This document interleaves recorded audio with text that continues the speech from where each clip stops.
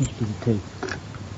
Okay, today is January the 7th, and this is a conversation with Ajaan Panyavaddho.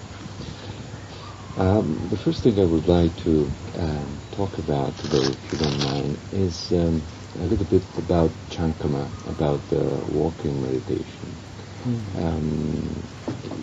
It seems evident to me that Chankama in the Forest Dhamma tradition is a very important part of the meditation. Well, first of all, what would you say is the crucial importance, the main point, main fact in the walking meditation? Well, there are several points that are very important here. The first is that of suitability. Some people find it much more suitable to walk and do meditation, sit. And if a person finds that it works much better for them, then that's what they should do. They should use whichever method they find helps their meditation practice the most. It doesn't mean to say it will always be like that, because as one does the practice, one learns and changes. As one changes, it's possible that the sitting meditation practice may come back better, or for another person that they're used to sitting and then they find walking helps. And this can change from time to time, or can change only after quite a long time. It depends on the character of the person. That's the first importance, really. The second thing is that you can't sit all the time.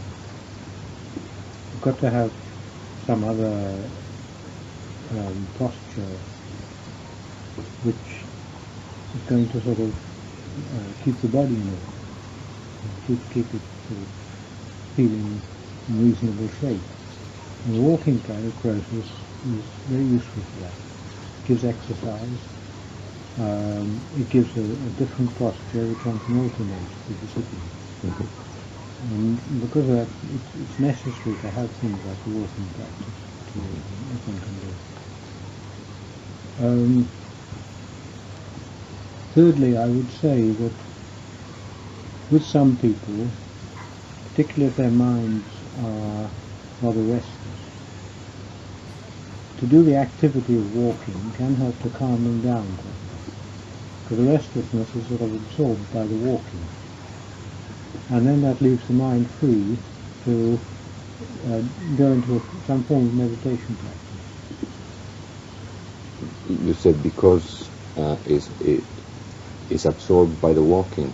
In other words, the restlessness of the mind has got itself full with the process of walking. It's got itself? It's got a full task with controlling the body in the process of walking. So it's helped by that. And any restlessness that's there will tend to be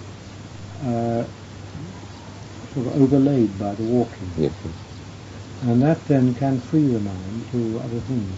Mm-hmm. Like some people, they like working with their hands, and they're doing things, and they don't have to be especially thinking very much about that. And if they're doing that, then their minds are free to think about, to contemplate things and practice. So in this case, you would have two things. On the one hand, the activity of walking, and then on the other hand, on the other side, the mind being free to contemplate a meditation object. Yes. Mm-hmm. Or if one likes to contemplate walking itself. The walking itself. There's no reason why one shouldn't. I mean, this is a process that's going on that involves the body, and one can get some very useful results from it, no doubt about it. Yes, using the walking as a ramana, as the object. Yes. Would this, of course, this varies according to people. Someone can use the walking, and someone can use Buddha. Yes. Wouldn't you say so? Yes. That the object would vary. Yes, it would vary, but one doesn't have to keep one's attention on the walking. Mm-hmm. In this case, I mean, if one goes onto Buddha, the probability is that if the walking one will just leave that to take care of itself. The walking. Yes. And the Buddha then will absorb the attention of the person. And I mean, with some, I know with some, they've gone doing meditation practice on the walking, and they got so absorbed in what they're dealing that they walk off right into the jungle. Suddenly find themselves in a bush or something like that. Because they were too much Yeah, absorbed yeah. into their right. Other times, a person's doing the walking practice and they may get absorbed and they just stop, and they don't even know they've stopped. Stop walking. Yes, it's the mind goes deep and Yes. stop. In any case, as usual, here too, there's no hard and fast rule. No. This is up to the individual to do and find out for themselves what works for them. Also, according to a number of factors, like also if someone has been meditating for a number of years, that's different from someone who's just beginning to do the Chankama, right? Oh yes, yes. Yes, because the person who's done it a long time, they'll know the different modes of walking, the different things you can do, and they can then adapt that to the conditions of the moment, so that it can be useful. Mm-hmm. And if you had to teach a beginner, you would tell him, her, try and see what's best, and what the possibilities are. You would probably mention 2 or 3 possibilities, like walking in Buddha, for instance. Yes, that. Or keeping the attention on the walking. Mm-hmm. Yes, those are things a person should try for himself. Yes. One thing that I would say here, one shouldn't get thinking, as I think some people are likely to, that if your attention isn't on the walking, you're not being mindful. It is not so. Mm-hmm.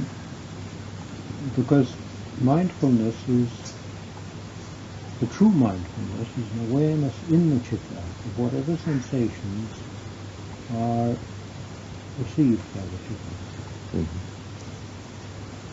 Now, if the person, this is, mind you, to get to that is a difficult task. It's rare that people do get there. Sometimes they might, but it's a rare thing. But if while doing the walking practice one's attention is on Buddha, then that is the thing that's occupying the mind. And in that form of practice, one leaves the walking just to take care of itself. If, however, one makes the walking the object of practice, then one's attention should be on that. In other words, the degree of mindfulness is measured by the how much you are being with Buddha in the first case, or how much you're being with the walking in the second case. It is not that since you are not being with the walking, you are not being mindful. No, one shouldn't think that. I mean, one might say perhaps that one's not being perfectly mindful, but then how many people are doing the practice? It's a good practice. And the thing is, it's quite possible again that if one becomes perfectly mindful on Buddha, one will stop walking. Just automatically. Stops walking. Yes, just standing. Because it's totally absorbed into Buddha. Yeah, it becomes too absorbed. I can think of a comparable thing to this. If you are driving a car and you have a passenger with you and you're talking with the passenger, and you suddenly come to a very busy intersection, the car's going all over the place, and you have to find your way through this. You just stop listening completely. And even if the person's talking, you don't know what they say. The mind's become completely absorbed in that one thing. In that search and for... it stops the listening altogether. Later on, when I've got through, when you can relax and go, what are you saying? But it shows how the mind, when it does become absorbed, it just goes straight in there and stops all other activity. In a similar way, it's quite possible that if one was doing Buddha and one became absorbed in that way, the walking would stop. Because it will be extra, so to speak. Yes, it's something... One more thing. Because, I mean, the walking does require a certain background of attention. But if one became fully absorbed, even that would be absorbed. A whole lot of stuff. Yes. A few days ago, when I first arrived, we had a short chat, and I think we mentioned the very slow walking Burmese style. Yes. And you said something about Tanachan having a certain reservation about this style. He's never, as far as I know, he's never said that one shouldn't do it. Because, I mean, again, some people might find this useful to them. And if they do, well, so well and good, do it by all means.